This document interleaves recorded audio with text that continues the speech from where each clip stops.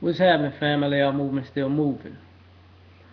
This blog is entitled "Everybody is Not Going to Heaven." I'm sorry to be the one to be the bearer of bad news, but everybody's not going to heaven. I don't care that you go to church and somebody tells you, if you believe and have faith, if you die in the afterlife, you will go to heaven. No, you need to read the Bible for yourself. Everybody ain't going. I mean, hell got a lot of room. Got a lot of room. They got a lot of square footage in hell for a lot of different reasons, and some of us fit those reasons. See,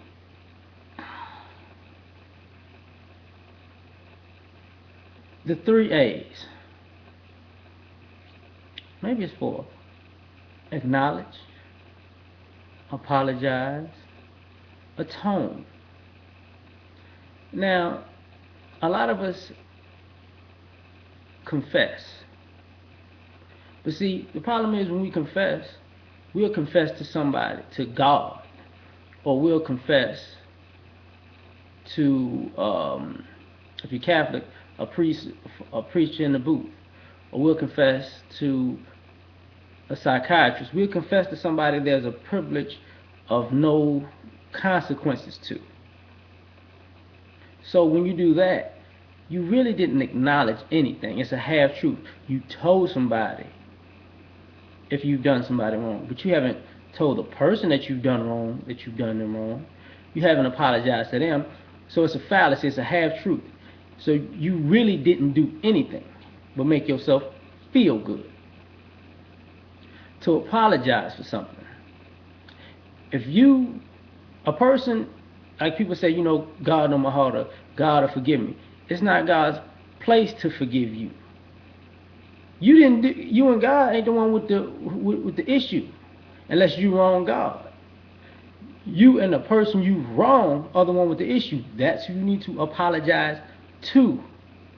So if you can never apologize to them and then you move on with your life and you say, well, they're going to have to forgive me, you saying that they're going to have to figure out that you did them wrong and going to have to let you off the hook for it because you don't ever want to take responsibility and face to face see somebody and say, yes, I'm the one that did such and such.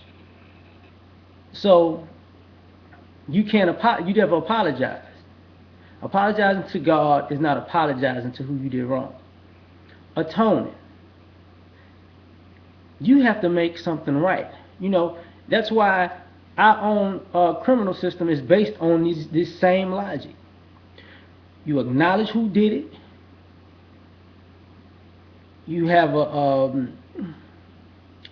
you put them in front of the trial to make them feel their position if they're gonna apologize for it or not if they did it, and their punishment is to atone what they did.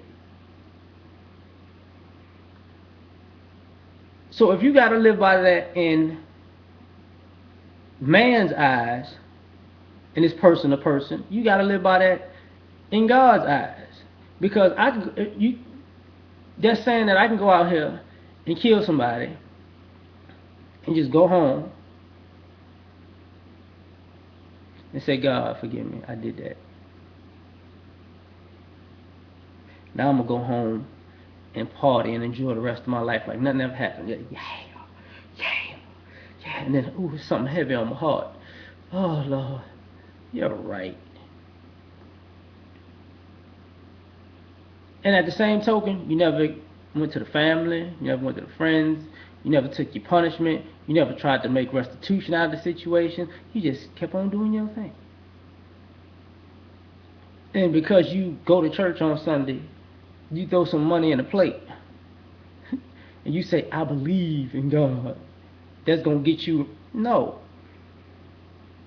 If you read the damn Bible, you know about the book of life. It's a book of your deeds and the intent of your deeds. So, if you have no intention of being true, You have no intention of going to heaven. I don't care what you think.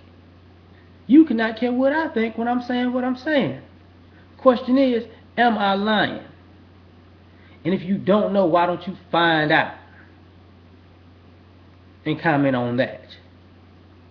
Thank y'all.